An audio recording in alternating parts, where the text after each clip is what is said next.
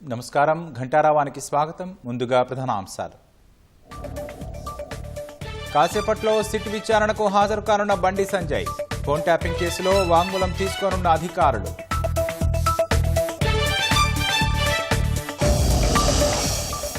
నిండుకుండలా మారిన హిమాయత్ సాగర్. 4 గేట్లు ఎత్తి దిగువకు నీటి విడుదల.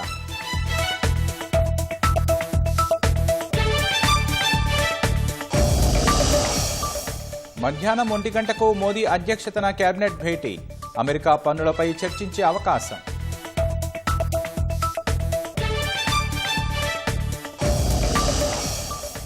ఉత్తరకాశీలో ముమ్మరంగా సహాయక చర్యలు.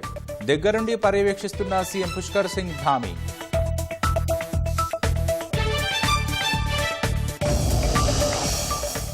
గాజాను స్వాధీనం చేసుకునేందుకు సిద్ధమైన ఇజ్రాయెల్. హమాస్ అంతమే లక్ష్యంగా కేబినెట్ ఆమోదం.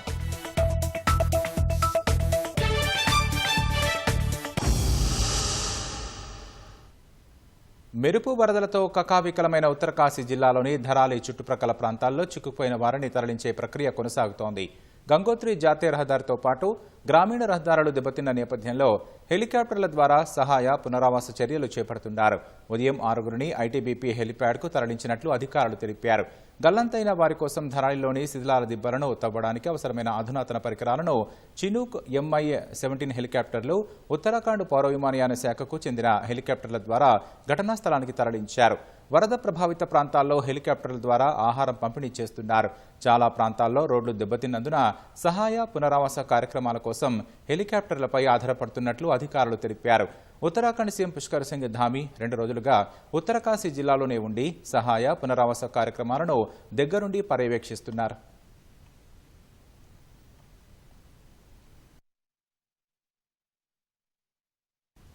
రష్యా నుంచి చమురు కొనుగోలు చేస్తోందన్న కారణంతో భారత్పై అమెరికా సుంకాలను 50% పెంచడంతో పాటు వాణిజ్య చర్చలు ఉండవని ట్రంప్ పేర్కొన్న నేపథ్యంలో ప్రధాని మోదీ ఇవాళ కీలక సమావేశం నిర్వహిస్తున్నారు. మధ్యాహ్నం 1 గంటకు ప్రధాని మోదీ అధ్యక్షతన కేబినెట్ భేటీ జరగనుంది. అమెరికా సుంకాలపై ఎలా ముందుకు వెళ్లాలనే విషయమై ప్రధానంగా చర్చించే అవకాశం ఉన్నట్లు సంబంధిత వర్గాలు వెల్లడించాయి. ఈ సమావేశం తర్వాత కేంద్రం ఓ కీలక ప్రకటన చేసే అవకాశం ఉన్నట్లు సమాచారం. ఇప్పటికే ట్రంప్ సుంకాల పెంపుపై ప్రధాని మోదీ పరోక్షంగా ఆయనకు గట్టిగా సమాధానమిచ్చారు. రైతులు, మత్స్యకారులు, పాల ఉత్పత్తిదారుల ప్రయోజనాలే తమకు ముఖ్యమన్నారు. ఆ విషయంలో రాజీపడే ప్రసక్తే లేదని ప్రధాని స్పష్టం చేశారు. అందుకోసం ఎంత మూల్యం చెల్లించడానికైనా సిద్ధంగా ఉన్నట్లు అమెరికాకు స్పష్టం చేశారు.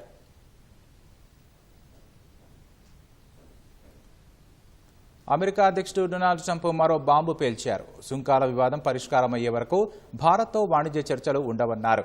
నిన్న ఓవల్ ఆఫీస్లో మీడియాతో మాట్లాడుతూ ఈ వ్యాఖ్యలు చేశారు. భారత్పై 50% సుంకాలు విధించిన తర్వాత చర్చలు వేగవంతమయ్యే అవకాశం ఉందా అని మీడియా అడిగిన ప్రశ్నకు లేదని సమాధానమిచ్చారు. సుంకాల వివాదం పరిష్కారమయ్యే వరకు భారత్తో చర్చలు ఉండవని ట్రంప్ స్పష్టం చేశారు. Follow up on the India tariffs. Do you expect increased trade negotiations, since you've announced the 50% tariff? No, not until we get it resolved. Trump సుంకాల మోత మోగిస్తున్నారు. ఇప్పటికే 25% సుంకాలు అమల్లోకి రాగా మరో 25% సైతం విధిస్తామని ట్రంప్ ఇప్పటికే ప్రకటించారు.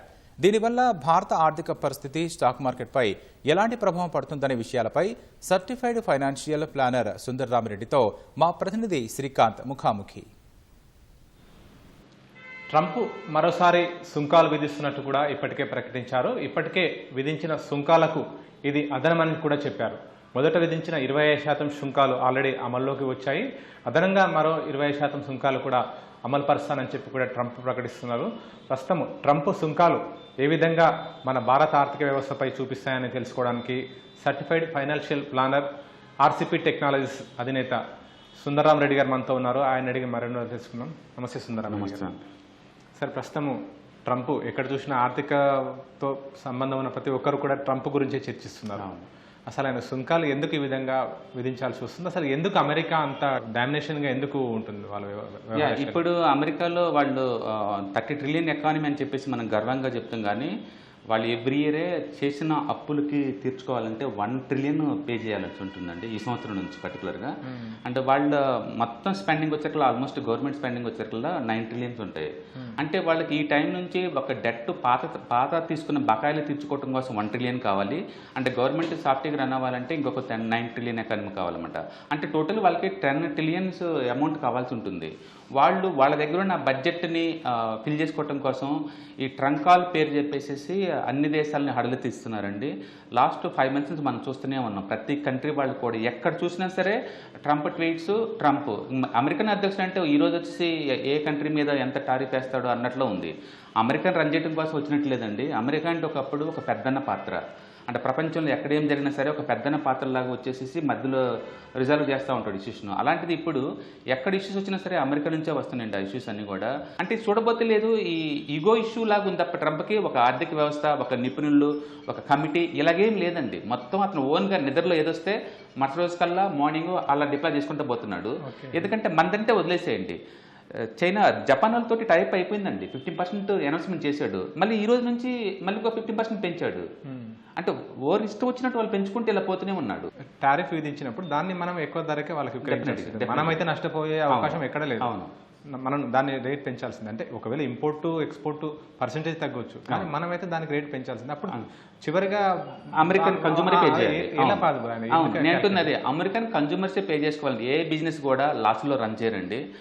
ఏ కంట్రీలో అమ్మాల్సి ఉంటే ఆ కంట్రీలో ట్యాక్స్లు మొత్తం కూడా వాళ్ళ కన్జ్యూమర్ మీదే పాస్ చేస్తారు end of the day. Developing countries కంటే వాళ్ళ లోకల్ ఇండస్ట్రీ ప్రొటెక్షన్ కోసం ఇంపోర్ట్ మీద ట్యాక్స్లు భారీగా వేస్తుంటారు. ఇండియా ఉందనుకోండి, లోకల్ డైరీస్ కావచ్చు, లోకల్లో ఉన్న ఫార్మర్స్ కావచ్చు, లోకల్గా ఉన్న 2 వీలర్స్ 4 వీలర్స్ కావచ్చు, వాటి ప్రొటెక్షన్ కోసం ఇంపోర్ట్ మీద 100% ట్యాక్స్లు వేస్తే అర్థం ఉంది. ఎందుకంటే అది లోకల్ ఇండస్ట్రీ ప్రొటెక్షన్ కోసం కాబట్టి. బట్ అమెరికా లాంటి అడ్వాన్స్ కంట్రీస్లో ట్యాక్స్లు ఎందుకండి? వాళ్ళకి ఎంత తక్కువలోకి వస్తే అంత బెటర్ కదా వాళ్ళకి. అందుకని ట్యాక్స్ని వాళ్ళు వేరే దేశాల్లో మాకు ఇస్తున్నారు. వేరే దేశాలు ఎవరండి? అమెరికా వాళ్ళే పే చేసుకోవాలి. ఇప్పుడు మొన్నటి వరకు సెమీ కండక్టర్స్ కానీ, లేకపోతే మొబైల్స్ కానీ, లేకపోతే ఫార్మాకి కానీ ఎగ్జామ్షన్ అన్నాడు. ఇప్పుడు అది కూడా లేదు, వాటికి కూడా 100% వేస్తా అంటున్నాడు. ఈ టార్గెట్లు విధించడం వల్ల వాళ్ళు ఏ మేరకు కోలుకునే అవకాశం ఉంటుందా, లేదంటే మనకి ఏ విధంగా నష్టం ఉంటుంది? కంపారిజన్ ఏ విధంగా? ఈ టారిఫ్ వార్లో విన్నర్ అంటూ ఏమి ఉండదండి. ఇద్దరు అల్టిమేట్గా లూజర్సే ఉంటారు. ఇప్పుడు ఇండియా చూసుకున్నారనుకోండి, ఇండియా ఆల్మోస్ట్ 18% ఎక్స్పోర్ట్స్ అన్నీ కూడా అమెరికాకి వెళ్తాయి. అంటే అమెరికా ఒక ప్రధాన భాగస్వామ్యం అనమాట ఇండియా వాళ్ళకి. మన ఐటీ కావచ్చు, మన ఫార్మాస్యూటికల్ కావచ్చు, మన టెక్స్టైల్స్ కావచ్చు, మన ప్రాసెసింగ్ ఫుడ్స్, రొయ్యలు ఇటు కావచ్చు, మేజర్ మార్కెట్ అమెరికా వాళ్ళు. అలాగని చెప్పేసి అమెరికాతోటి ఇండియా సర్వే అవుతుందంటే లేదండి. టోటల్ జీడిపి గ్రోత్లో జస్ట్ 0.3% మాత్రమే అమెరికాదనమాట. అందుకని అమెరికా వాళ్ళు టారిఫ్ పెంచడం వల్ల ఇండియా ఎఫెక్ట్ అవుతుందంటే ఆర్బీఐ గవర్నరే సాక్షాత్తు అమెరికన్ టారిఫ్ వారితో ఇండియా ఎలాంటి ఎఫెక్ట్ అవ్వదు, జీడిపి గ్రోత్ 6.5% తగ్గదులని చెప్పేసి నిన్న మీటింగ్లో చెప్పారండి. దాని మీనింగ్ ఏంటంటే ఇండియా అనేది లోకల్ కన్జంప్షన్ వల్ల గ్రోతే తప్ప ఇంటర్నేషనల్ వల్ల కాదు. ఇప్పుడు చైనా వాళ్ళు ఉన్నారనుకోండి, సంవత్సరానికి 4 ట్రిలియన్ ఎక్స్పోర్ట్ చేస్తారు వాళ్ళు. వాళ్ళతో పోల్చుకుంటే ఇండియా నథింగ్ అండి ఎక్స్పోర్ట్స్. అందుకని టూ మచ్గా అమెరికా మీద మనం డిపెండ్ అయ్యామంటే అంతేం లేదండి. సోషల్ మీడియాలో వైరల్ అవుతుంది తప్ప మన ఎకానమీ అమెరికన్ ఈవెన్ ఈ 50కి ఇంకో 50 వేసినా సరే స్ట్రైట్ అవే ఎఫెక్ట్ అయ్యేది ఏమన్నా ఉందనుకోండి, రొయ్యల పరిశ్రమ ఒకటి ఎఫెక్ట్ అవుతుంది, టెక్స్టైల్స్ కాతికుతో ఎఫెక్ట్ అవుతుంది, అండ్ సర్వీసెస్ మీద ట్యాక్స్లు లేవండి. అందుకని ఐటీ ఎఫెక్ట్ అయ్యే ఛాన్సే లేదు. ఓకే సార్, ఇప్పుడు చైనా, రష్యా, మన భారత్, ఈ మూడింటిపైనే ప్రధానంగా పెద్ద దేశాలపైన ఫోకస్ ఉంది అమెరికా. అంటే ట్రంప్కి ప్రధానంగా అమెరికా అనొద్దు, ట్రంపే అనాలి. ఎందుకు సార్? అంటే చైనా అన్న, రష్యా అన్న, మన భారత్ అన్న ఎందుకు ట్రంప్కి అంత అగ్గి మీద గుగ్గులం అవుతుంటాడు? బేసికల్గా ప్రపంచం మొత్తం 2గా డివైడ్ అవుతుందండి. నాటో అంటే అమెరికా అండ్ వాళ్ళతో సపోర్ట్ ఉన్న కంట్రీస్ మొత్తం ఒకవైపుగా, బ్రిక్స్ కంట్రీలన్నీ ఒకవైపుగా ఉంటున్నాయండి. ఇప్పుడు ట్రంప్ ఏంటంటే బ్రిక్స్ కంట్రీస్ వాళ్ళు అమెరికా డాలర్ ఆధిపత్యాన్ని ఛాలెంజ్ చేసే స్టేజ్కి వస్తున్నారు. ఎందుకంటే గ్రోత్ అంతా ఇక్కడే ఉంది, యూత్ అంతా ఇక్కడే ఉంది, నెక్స్ట్ గ్రోత్ అంతా ఇక్కడే ఉంటుంది నెక్స్ట్ 10 yearsలో కూడా. అందుకని ఇందులో బ్రిక్స్లో ఉండే వాళ్ళ మీద ట్యాక్స్లు పర్టికులర్ వాళ్ళ మీద ఎక్కువ ఫోకస్ చేస్తున్నట్టు కనబడుతుంది. ఎందుకంటే బ్రెజిల్కి 50% ట్యాక్స్లు వేశారు స్ట్రైట్ అవే. మనదంటే ట్రేడ్ డిఫిసిట్ ఉంది, బ్రెజిల్కి మిగులు ఉందండి అమెరికా వాళ్ళకి మధ్య వేయాల్సిన అవసరం లేదు, బట్ వాళ్ళ మీద 50 వేశారు. అంటే క్లియర్ స్ట్రాటజీ. బ్రిక్స్లో ఉన్న ప్రతి దేశాన్ని నేను వదలము, వాటి మీద ట్యాక్స్లు వేస్తా ఉంటున్నారు. ఎందుకంటే సడన్గా ఇండియా మీద ఇంత విలన్గా ఉండి 50% ట్యాక్స్లు వేస్తున్నంత అవసరం నెసరీ ఏం లేదు. అండ్ చైనా మీద నెక్స్ట్ ట్యాక్స్ నడుస్తుంది, వాళ్ళ మీదే ట్యాక్స్లు వేస్తున్నాడు. అండ్ బ్రెజిల్ మీద ఆల్రెడీ 50% వేశాడు. రష్యాతో ఎలాగో టైప్స్ లేవు లేవు కాబట్టి రష్యా మీద ట్యాక్స్ చేసే ఛాన్స్ లేదు. మొత్తం అయితే బ్రిక్స్ కంట్రీస్ మీద టార్గెట్ చేశారనిపిస్తుంది. నేను అనుకోవటం ఏంటంటే వితిన్ 1 month కల్లా బ్రిక్స్ కంట్రీస్ మొత్తం కూడా ఒక యూనిఫామ్గా ఒక స్టేట్మెంట్ రిలీజ్ చేయబోతున్నాయండి. నెక్స్ట్ ప్రపంచం 2 కోల్డ్ వార్ కనుక 2గా అమెరికా ఏలియన్స్ ఆర్థిక యుద్ధం ఎలా జరుగుతుందో జరగబోతుంది. ట్రంప్ కావాలని దాన్ని గెలికి మరీ చూపిస్తున్నాడంట. అది ఈ పర్యవసానం ఎందరో బద్ద మనం చూడాలి. ఎందుకంటే ఇంతకుముందు ప్రపంచం 2గా ఉన్నప్పుడు చాలా ఖచ్చితంగా గట్టుకట్టు ఉండాల్సి వచ్చేది. ఇప్పుడు ఈ మధ్యలో ఉన్న ఇండియాకి అలీనా విధానం తీసుకుంటుంది. ఇండియా ఏ వైపుకు ఉండదు అనమాట. ఇది అలాంటి ఇండియాని ఫోర్స్ఫుల్గా రష్యా కలిసి మూవ్ చేస్తున్నారు. ఇప్పుడు మనది డెవలపింగ్ అవుతున్న ఆర్థిక వ్యవస్థ అండి. ఈ టైంలో ఎంత బలమైన పార్ట్నర్తో మన హెల్ప్ ఉంటే అంత బెటర్ మనకి. End of the day it's not about the emotions, country growth important అండి. ఎందుకంటే ఇండియన్స్లు అక్కడ చాలా మంది H1 వీసాల మీద ఉన్నారు. ఇండియన్స్లో ఐటీతో చాలా సంబంధాలు ఉన్నాయి. ఇండియాలో కూడా అమెరికా సంబంధించిన కంపెనీస్ దగ్గర 12,000 కంపెనీస్ రన్ అవుతున్నాయి. మన హైదరాబాద్లోనే 5,000 కంపెనీస్ రన్ అవుతున్నాయి. వీటితో రిలేషన్షిప్ ఇంపార్టెంట్. ట్రంప్ ఇవాళ వస్తాడు, 5 సంవత్సరాలు వెళ్ళిపోతారండి. బట్ కంట్రీతో కంట్రీ రిలేషన్ ఇప్పుడుది కాదు, అది లాంగ్ లాస్టింగ్ ఉంటుంది. అందుకని ట్రంప్ నోరు జారాడు అని చెప్పేసి మోడీ జారాల్సిన అవసరం లేదండి. అందుకని నెగోషియేషన్ టేబుల్ ఓపెన్గానే ఉంచాలి. స్టాక్ మార్కెట్ పైన ప్రభావం పడుతుంది, మన స్టాక్ మార్కెట్లో ఉన్న షేర్స్ వాల్యూ పడిపోతుంది. ఏ విధంగా ఉండొచ్చు సార్? బేసికల్గా స్టాక్ మార్కెట్ సంబంధించి అమెరికన్ మార్కెట్ అంటే couple of pharmaceutical companies and IT services and వాటి మీద ట్యాక్స్ ఎఫెక్ట్ ఏమి ఉండదు. కాబట్టి వరల్డ్ వైడ్గా అన్సర్టనిటీ ఉంటుంది. ఉన్నప్పుడు ఐటీ బడ్జెట్ తగ్గిస్తారు కాబట్టి ఐటీకి అది డ్రాబ్యాక్ అనమాట. అట్లా ఐటీ డ్రాబ్యాక్ ఉంది. అండ్ ఫార్మా టెక్స్టైల్ చాలా చిన్న కంపెనీస్ ఇండియాలో. అందుకని స్టాక్ మార్కెట్ సంబంధించేసి ఈ అమెరికన్ ఈ ఎపిసోడ్ తోటి వచ్చే టూ మచ్ డేంజర్ ఏం కాదండి. కాకపోతే సెంటిమెంటల్గా ఏంటంటే అమెరికా చాలా పెద్ద మార్కెట్, పెద్ద ఇన్వెస్టర్స్ ఉంటారు. ఆ కార్డియల్ రిలేషన్షిప్ కోరుకుంటుంది కాబట్టి స్టాక్ మార్కెట్ దాంతో గజిబిజి అయిందండి. బట్ ఇప్పుడు క్లారిటీ వచ్చింది కాబట్టి స్టాక్ మార్కెట్లో ఇక నేను అనుకోవటం పడితే గిడితే ఇంకా 500 పాయింట్లు 1000 పాయింట్లు తప్ప మార్కెట్ ఓవరాల్ కొలాప్స్ అవటం అంటే ఏం జరగదండి. ఎందుకంటే మార్కెట్కి అన్నీ తెలుసు. డౌ థియరీ ప్రకారం ఏంటంటే మార్కెట్లో ప్రతిదీ ముందు డిస్కౌంట్ అవుతూ ఉంటుంది. కాబట్టి మార్కెట్ అన్ని డైజెస్ట్ చేసుకుని ఉందండి. ఇప్పటికే వరల్డ్ మొత్తం తీసుకుంటే ఇండియా ఈ సంవత్సరం వరస్ట్ రిటర్న్స్ అండి, అండ్ -3-4లో నడుస్తుంది. కాబట్టి మనం పోగొట్టుకోవడానికి ఏం లేదు స్టాక్ మార్కెట్ పాయింట్ ఆఫ్ లో. అంటే ఇది ముందే డైజెస్ట్ చేసుకుని డిస్కౌంట్ చేసుకుని మానసికంగా కూడా సిద్ధమైంది. కాకపోతే వల్టలిటీ గ్రో అవుతుంది. ఎందుకంటే ఆ న్యూస్ వచ్చినప్పుడల్లా వెనక్కి ముందు షేక్ అవటం లాంటివి జరుగుతూ ఉంటుంది. కాబట్టి నియర్ టైంలో ఆ వల్టలిటీ ఉంటుంది. బట్ లాంగ్ టర్మ్లో అన్ని డిస్కౌంట్ చేసుకుంటూ పోతుంటుంది. ఇండియాలో ఉన్న బ్యూటీ ఏంటంటే 95% గ్రోత్ అంతా లోకల్ డొమెస్టిక్ కన్జంప్షన్ ద్వారా మనకు వస్తుందండి. అందుకని మన ఎక్స్పోర్ట్స్ మీద ఇంపోర్ట్స్ మీద డిపెండ్ అయ్యే కంట్రీ కాదు. కాబట్టి ఇది 6.5% జీడీపీ గ్రోత్ ఇంతే మెయింటైన్ చేస్తుంది. ఎందుకంటే నిన్నే ఆర్బీఐ 3 రోజుల మీటింగ్ అయిపోయింది. వాళ్ళు క్లియర్గా చెప్పారు అమెరికన్ టారిఫ్ మన మీద ఉండదన్నారు. వివిధ దేశాల మధ్య యుద్ధాలు జరుగుతున్నాయి. యుద్ధాలంటే ఇంకా ఆర్థికంగా నష్టపోవడం. అటు రష్యా కానీ ఉక్రెయిన్ కానీ, ఇటు ఇజ్రాయెల్ పలు దేశాల మీద హమాస్ అంటుంది, పాలస్తీనా అంటుంది, ఆ విధంగా ఇరాన్ కూడా, ఇరాక్ ఏదో విధంగా అక్కడక్కడ అంటే క్లారిటీగా లేదు. ఆ విషయంలో ఈ ఏడాది మొత్తం స్టాక్ మార్కెట్ ఏ విధంగా ఉండదు? ఈ సంవత్సరం స్టాక్ మార్కెట్ కూడా ఇంకా 4-5 months వరకు కూడా ఈ టారిఫ్ సెటిల్మెంట్ కోసమే అటు ఇటు బ్యాడ్ న్యూస్ వస్తూ ఉంటాయి. కాబట్టి మార్కెట్ అక్కడక్కడే రొటేట్ అవుతూ ఉందండి. మనం స్టాక్ మార్కెట్ని హిస్టారికల్ డేటా చూసామనుకోండి, ప్రతి 2-3 yearsకి ఒకసారి మార్కెట్ రెస్ట్ తీసుకోవటం, తర్వాత బ్రేక్అవుట్ అవటం మామూలే. మనం జాగ్రత్తగా అబ్జర్వ్ చేసామనుకోండి, ఎవ్రీ 3 or 4 yearsకి ఒకసారి 20% గ్రోత్ ఉంటుంది. రెస్ట్ ఆఫ్ ది ఇయర్లో లేదు, ఫ్లాట్ రిటర్న్సే వస్తుంటాయి. లాస్ట్ ఇయర్ ఫ్లాట్ రిటర్న్సే వచ్చినాయి, ఈ సంవత్సరం ఫ్లాటే ఉండొచ్చు. 2026 డెఫినెట్గా మంచి ఇయర్ అవుతుందండి లాంగ్ టర్మ్ పాయింట్ ఆఫ్ లో. అప్పటికల్లా ఈ టారిఫ్ సెటిల్ అవుతాయి. కాబట్టి ఈ వరల్డ్లో ఈ పాయింట్ ఆఫ్ టైంలో ఎక్కడ 6.5% జీడీపీ గ్రోత్ లేదండి. ఈ అమెరికన్ మార్కెట్ అన్సర్టనిటీ వల్ల కూడా మనం ఎఫెక్ట్ అయ్యే ఛాన్స్ పెద్దగా ఏం లేదు. ఎందుకంటే American episode entire India GDP గ్రోత్లో హార్డ్లీ 0.2 నుంచి 0.3 మధ్య ఉంటుంది, అంతమించే ఉండదు. అంటే రష్యాతో టైప్స్ ఉన్నాయి కాబట్టి మనకు ఆయిల్ ద్వారా అది ఎంతకంత రికవర్ అవుతుంది మనకి. కాబట్టి ఇంత ముందుతో పోల్చుకుంటే ఇప్పుడు ఎనర్జీ సెక్యూరిటీస్ ఉంది రష్యా నుంచి మనకి. అండ్ అదే టైంలో లోకల్గా డొమెస్టిక్ గ్రోత్ పెరుగుతుంది. అండ్ ఆర్టిఫిషియల్ ఇంటెలిజెన్స్లో వరల్డ్లోనే 2nd బిగ్గెస్ట్ కంట్రీగా మారింది. అండ్ ఐటీ చాలా స్ట్రాంగ్గా ఉంది. కాబట్టి ఓవర్ నైట్లోనే అమెరికా వాళ్ళ బెదిరింపులకి ఇండియా బెదరాల్సిన అవసరం లేదు. అండ్ ఈ టైంలో వాళ్ళు ఏదైనా చేసినా సరే అది ఈగో రెచ్చగొట్టడం కోసం చేయడమే తప్ప వాళ్ళకి వచ్చే లాభం కూడా ఏం లేదు. ఎందుకంటే పక్కనున్న బంగ్లాదేశంలో మనకున్న తగ్గించారు టారిఫ్. అంటే పక్కనున్న పాకిస్తాన్లో తగ్గించారు 19% వాళ్ళకి, వియత్నాంలో తగ్గించారు. అంటే మనకన్నా చిన్న చిన్న కంట్రీస్కి వాళ్ళు ట్యాక్స్లు తగ్గించేసి మన మీద ఎందుకు 50% దాకా వేశారు అంటే, నువ్వు రష్యా పక్కన వదిలేసి మా వైపు చేరు అన్న ఒక సింబల్ కోసం అంతే. అంటే ఈ టారిఫ్ ఫైనలైజ్ ఏం కాదు. రేపొద్దున వచ్చేసి ఇండియాలో 0 ట్యాక్స్ అనే పెద్ద ఆశ్చర్యపడాల్సిన పని ఏం లేదు. ఎందుకంటే ట్రంప్ టొంపర్తనం అందరికి అర్థమైంది. ఆగస్ట్ మంత్ 25th కల్లా వాళ్ళ టీం వస్తుందండి, వాళ్ళు అప్పుడు ఫైనలైజ్ చేస్తారు. అండ్ అప్పుడు మనకు అర్థమవుతుంది ఎంత ఉంది.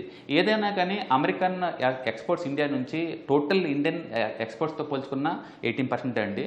టోటల్ ఇండియన్ జీడీపీ గ్రోత్తో పోల్చుకున్న 0.2 అండి. It's a negligible.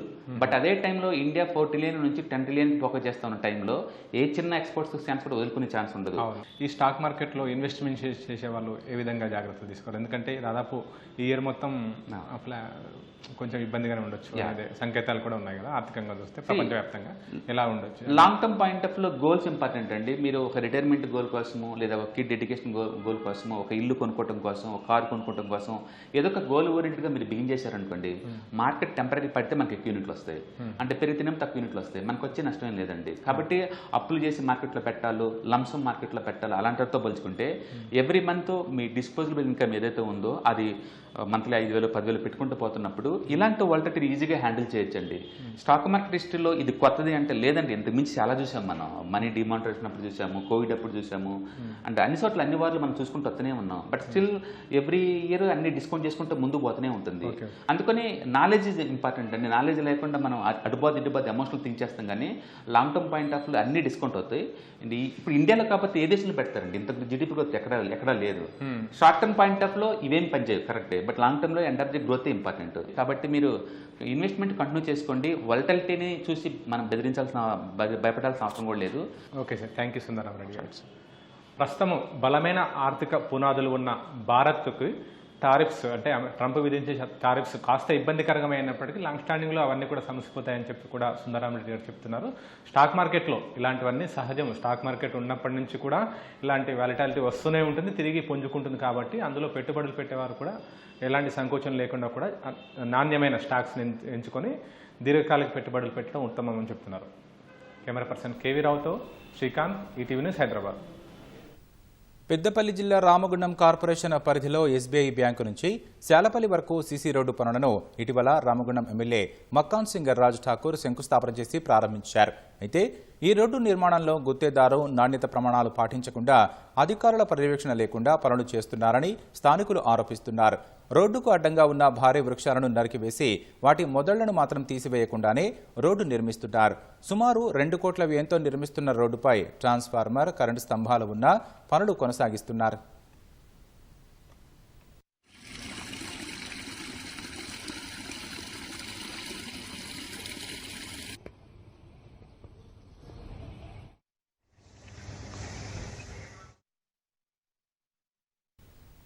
వరుసగా 3 రోజులు సెలవులు రావడంతో రాష్ట్రంలో పలుచోట్ల బస్సుల రద్దీ నెలకొంది. శ్రావణ మాసం సందర్భంగా పుణ్యక్షేత్రాలకు వెళ్లే వారి సంఖ్య కూడా పెరగడంతో ప్రయాణ ప్రాంగణాలు కిక్కిరిసిపోతున్నాయి. జగిత్యాల జిల్లాలో బస్సుల రద్దీ తీవ్రంగా ఉంది. పలు బస్సుల్లో ఫుట్బోర్డుపై నిల్చొని మరీ ప్రయాణిస్తున్నారు. మరో 2 రోజులు రద్దీ కొనసాగే అవకాశం ఉన్నందున బస్సుల సంఖ్య పెంచాలని ప్రయాణికులు కోరుతున్నారు. చూస్తాను కదా, బాగా రద్దీగా ఉన్నది. బస్సులో ఒక బస్సు వచ్చిందంటే అక్కడ 100 మంది లైన్ కడుతున్నారు. బస్సులు చాలా తక్కువ ఉన్నాయి. అసలు నిజం చెప్పాలంటే మా జన్నారం మండలికి అయితే ఇప్పుడు 1కి వచ్చింది, 3 గంటల వరకు బస్సు లేదట. 2 గంటలు ఇప్పుడు 2 గంటలు వెయిట్ చేయాలి మేము. బస్సులు కూడా కొంచెం ఎక్కువ వేస్తే బాగుంటుంది. మళ్ళీ ఫ్రీ బస్ అనేసరికి కొంచెం ఎక్కువ రద్దీ కూడా కనబడుతుంది. ఆడవాళ్ళది కూడా కొంచెం బస్సులు ఎక్కువ వేస్తే బాగుండు అనిపించింది. మరీ హెవీగా ఉంది. బస్సులు ఏం లేక ఇబ్బంది అవుతుంది. పోవడానికి రాకపోకలు మరీ ఘోరంగా అంటే కష్టంగా ఉన్నాయి. మాకు జన్నారం నుంచి జైత్యాలు రావాలంటే ఓన్లీ 3 బస్సులు మాత్రమే ఉన్నాయి. రావడానికి మాకు అక్కడ నుంచి పొద్దున ఎక్కితే ఆ బస్సులో కిటకెళ్ళి ఆడుతూ ఒకరి మీద ఒకరు పడేటట్టు బస్సు ఎక్కాల్సిన 50 మంది ఎక్కాల్సింది అయితే అందులో ఒక 150 మెంబర్స్ వరకు ఉంటుంది కావచ్చు. దయచేసి రేవంత్ రెడ్డి గారు ఎక్కడ ఉన్నా కానీ మాకు ఈ జన్నారం నుంచి జైత్యాలకు రావడానికి రాకపోకలు చాలా ఇబ్బంది అవుతున్నాయి. ఈ గవర్నమెంట్ నుండి మాకు ఎక్కువ బస్సులు కల్పించాలని కోరుకుంటున్నాం. చాలా రష్ ఉంది, బాగా ఇబ్బంది అవుతుంది. బాగా ఎక్కువ మంది ఫ్రీ బస్ అంటే కొంచెం మంది ఉండాలి, కానీ మరి ఇంత దారుణంగా ఉంటుంది. ఇబ్బంది అవుతుంది రావడం పోవడం. కరీంనగర్ నుండి 2 అవర్స్ అవుతుంది బయలుదేరి, ఒక్క బస్సు కూడా లేదు. ఇప్పుడు పిల్లలకు హాలిడేస్ చేయబట్టి, ఈ లేడీస్కి ఫ్రీగా ఇవ్వడం చేయబట్టి అసలు ఒక్కరు కూడా సాఫీగానైతే జర్నీ జరగలేదు. సూపర్ లగ్జరీలో కూడా ఈరోజు అన్ని బుకింగ్ అయిపోయింది. 5 గంటలకు హైదరాబాద్ బస్ స్టాండ్ ఉంటే 8 గంటలకు బస్సు వచ్చింది. ఆ టైంకి ఇక్కడికి వచ్చింది. యాదాద్రి భువనగిరి జిల్లాలో కళ్యాణలక్ష్మి కానుకను దుర్వినియోగం చేసిన 2 అధికారులను కలెక్టర్ సస్పెండ్ చేశారు. మోత్కూరు మండలం పాలడుగు గ్రామానికి చెందిన మహిళ తన కూతురికి 2011లో వివాహం చేశారు. 14 ఏళ్ల తర్వాత కళ్యాణలక్ష్మి కానుకను పొందడంపై ఈనాడు ప్రధాన సంచికలో ఈ నెల 1న పథకం రాకముందే పెళ్లి అనే శీర్షికతో కథనం వెలువడింది. దీనిపై స్పందించిన కలెక్టర్ కళ్యాణలక్ష్మి కానుకను దుర్వినియోగం చేసినందుకు తీవ్ర ఆగ్రహం వ్యక్తం చేశారు. దీనికి సంబంధించిన ఆర్ఐ శ్రీనివాస్, పాలడుగు పంచాయతీ కార్యదర్శి శోభన్లను సస్పెండ్ చేశారు. ఇలాంటి సంఘటనలు పునరావృతం కాకుండా చూడాలని అధికారులను ఆదేశించారు.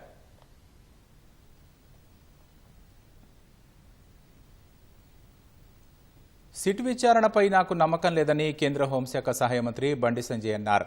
ఆధారాలున్నా కేసీఆర్ కుటుంబంలో ఒక్కరిని కూడా అరెస్టు చేయకపోవడమే ఇందుకు నిదర్శనమన్నారు. సిట్ పిలిచింది కాబట్టి వెళుతున్నా, నా దగ్గరున్న సమాచారాన్ని అందజేస్తానన్నారు. ఫోన్ ట్యాపింగ్ జరుగుతోందనే విషయాన్ని మొట్టమొదట బయటపెట్టింది తానన్నారు. బీజేపీ రాష్ట్ర అధ్యక్షుడిగా ఉన్న సమయంలో ప్రతిక్షణం నా ఫోన్ను ట్యాప్ చేశారన్నారు. ప్రజా సమస్యలపై కొట్లాడుతుంటే నన్ను దెబ్బతీయాలని అనేక కుట్రలు చేశారని మండిపడ్డారు. సిట్ విచారణ అనంతరం మిగిలిన విషయాలు చెబుతానన్నారు. సిట్ విచారణకు బయలుదేరిన కేంద్ర మంత్రి బండి సంజయ్ మార్గమధ్యలో ఖైరతాబాద్ హనుమాన్ ఆలయంలో ప్రత్యేక పూజలు చేశారు. మెదక్లోని ఎస్బీఐ బ్యాంకులో అర్ధరాత్రి 2 దొంగలు హల్చల్ చేశారు. బ్యాంకు స్ట్రాంగ్ రూమ్ వద్ద ఉన్న గోడ పగలగొట్టడానికి దొంగలు విపరీతం చేశారు. దొంగలపై అంతస్తు నుంచి వచ్చి జాలీ గేట్కు ఉన్న తాళాన్ని పగలగొట్టి బ్యాంకు లోపలికి ప్రవేశించారు. ఈ తతంగం అంతా బ్యాంకులో ఉన్న సీసీటీవీ కెమెరాలో రికార్డయింది. విషయం తెలుసుకున్న మెదక్ డీఎస్పీ ప్రసన్న కుమార్ సీసీటీవీ ఫుటేజ్ని పరిశీలించారు. బ్యాంకులో ఎలాంటి నగదు పోలేదని బ్యాంకు మేనేజర్ తెలిపారు. బ్యాంకు మేనేజర్ ఇచ్చిన ఫిర్యాదు మేరకు పోలీసులు కేసు నమోదు చేసుకుని దర్యాప్తు చేపట్టారు.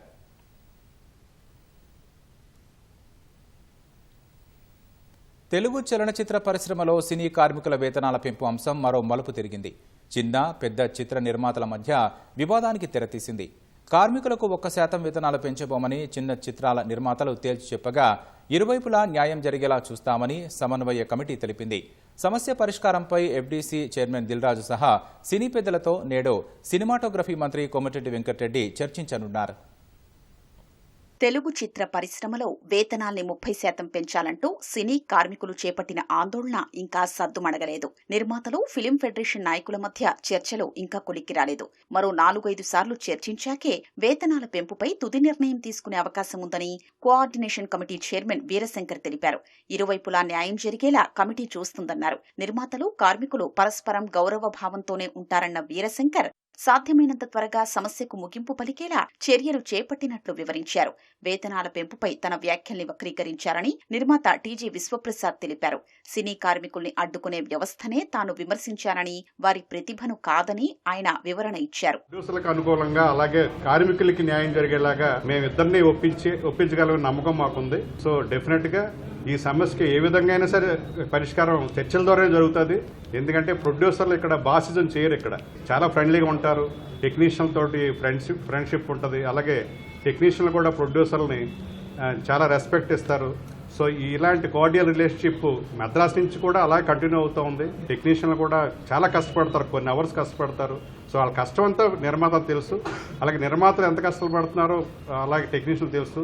ఈ సమస్యకి డెఫినెట్గా తొందరలోనే పరిష్కారం అవుతుంది. ఆ పరిష్కారానికి మేమంతా కూడా తీవ్రంగా కృషి చేస్తాం. మేము కూడా కొన్ని విషయాలు చెప్పాం వాళ్ళకి, ఇలా అయితే మేము కూడా అంగీకరిస్తామని వారు మాట్లాడుకుని వారు చెప్తారా ముందు. మరి మా వివరణ అయితే ఇంకా ఏం లేదు. దయచేసి ఇంకా వారి సైడ్ నుంచి వస్తే కనుక మా రెస్పాన్స్ వెంటనే ఉంటుంది. కానీ మా దగ్గర కూడా కార్మికుల ఆవేశం ఇంకా ఎక్కువ అవుతుంది. త్వరగా ఎందుకు తేల్చట్లేదని, దానికి మరి త్వరగా ఏం చెప్తారో మేము కూడా వేచి చూస్తాం. వేతనాల పెంపు నుంచి తమను మినహాయించారని చిన్న నిర్మాతలంతా ఫిలిం ఛాంబర్ను ఆశ్రయించారు. ఎట్టి పరిస్థితుల్లో కార్మికులకు 1% వేతనాలు పెంచేది లేదని తేల్చి చెప్పారు. అవసరమైతే ప్రస్తుతం చెల్లిస్తున్న వేతనాల్లో 25% తగ్గించుకోవాలని కార్మిక సంఘాలకు సూచించారు. చిన్న చిత్రాలతోనే ఎక్కువ మంది సినీ కార్మికులకు ఉపాధి దొరుకుతుందని, 90% నిర్మాతలు ఆర్థికంగా చితికిపోతున్నా కార్మికుల్ని బతికిస్తున్నామని తెలిపారు.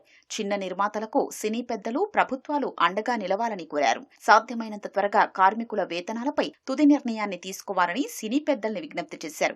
చిన్న సినిమా ఎలాంటి పరిస్థితుల్లో 1 పైసా కూడా వేజెస్ ఇంక్రీజ్ చేసే పరిస్థితిలో లేదని చెప్పి తెలియచెప్పమన్నారు. అలాగే కౌన్సిల్ నుంచి ఛాంబర్ నుంచి ఫెడరేషన్ కి, లేబర్ కమిషన్ గారికి తెలియచెప్పమన్నారు. అలాగే వీళ్ళు ఏ నెగోషియేషన్స్ చేసి ఛాంబర్ వారు ఏమి చేసినా ఆ అగ్రిమెంట్ లో చిన్న సినిమాలకి ఈ వేతనాలు పెంపు వర్తించదు అని క్లియర్ గా రాయమన్నారు. వాళ్ళు ఎవరితోనైనా పనిచేసుకోవచ్చు అనేది పెడుతున్నారు, జరగటం లేదు. నిర్మాత నాశనం అయిపోతూ కూడా కార్మికులందరికీ వేతనం ఇచ్చి కార్మికుల్ని బతికిస్తున్నారు. ఇది దయచేసి కార్మికులు అర్థం చేసుకోవాలి. కేవలం 2 to 5% of the success films కి ఇచ్చే దాని మూలంగా కార్మికులు బతకటం లేదు. ఒక 95 నుంచి 98% నాశనం అయ్యేది నిర్మాతే కాబట్టి ఇది దయచేసి కార్మికులు అర్థం చేసుకోవాలి. We are not against to increase the ఇవి, but at the same time whatever వాళ్ళు 30%, 10% అంటే థర్డ్ ఇయర్కి వచ్చినప్పుడు 50% పెరుగుతుంది. సో అది కొంచెం లాజికల్గా లేదనేదే ప్రొడ్యూసర్స్ క్వశ్చన్.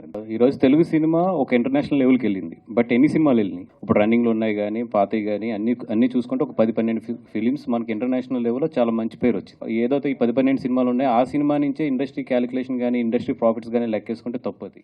సమస్య పరిష్కారంపై ఎఫ్డీసీ చైర్మన్ దిల్ రాజు సహా సినిమా పరిశ్రమ పెద్దలతో నేడు చర్చలు జరపనున్నట్లు సినిమాటోగ్రఫీ మంత్రి కోమటిరెడ్డి వెంకటరెడ్డి వెల్లడించారు.